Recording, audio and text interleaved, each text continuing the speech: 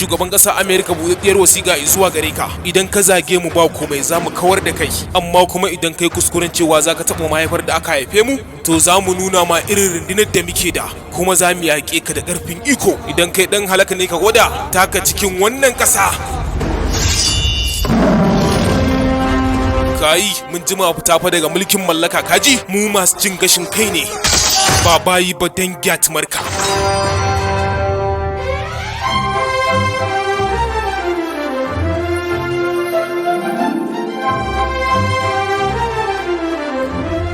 Ina ma abota kallon fina-finan kamfanin Fikira Dubstudio, to kuma zo kusa. Wannan fim tsaraba ne gare ku, kuma fim ne wanda ya kunshi abubuwan da ya kasance suna faruwa a halin yanzu a wannan ƙasa, na hari da ya kasance za a kawo mana.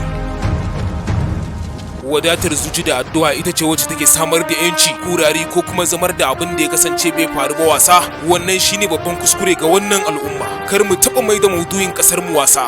Fassarar Fikira Dubstudio.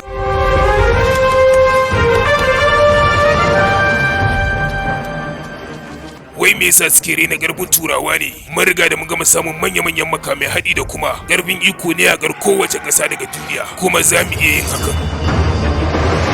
Kada ku bari a baku labari. Dalla shashashin banza, shashashin wofi, cika bakin banza ne kawai. Barayi kuma berayen turawa so suke su sace mana tattalin wannan arzikin ƙasa, kuma ba za mu bari ba. Za mu ja kowane karen bature layi su koma cin matsiyaciyar ƙasar su. Ku sani cewa ba ku isa ku sanya mu faɗan addini ba. Za mu tashi gobara akan ku, mu yanka ku, mu nuna muku cewa mu ma ba ma da imani. Babu wanda zai taɓa addinin mu, ya soke mu, ya soki ɗabi'ar kakannin mu da ya kasance sun ɗora mu akai na rike gaskiya da amana. Ni fa mahaukaci ne, ba na ganewa akan ƙasata. Duk wanda yake tare da ni to ba zai yi wata faɗuwar gaba ba.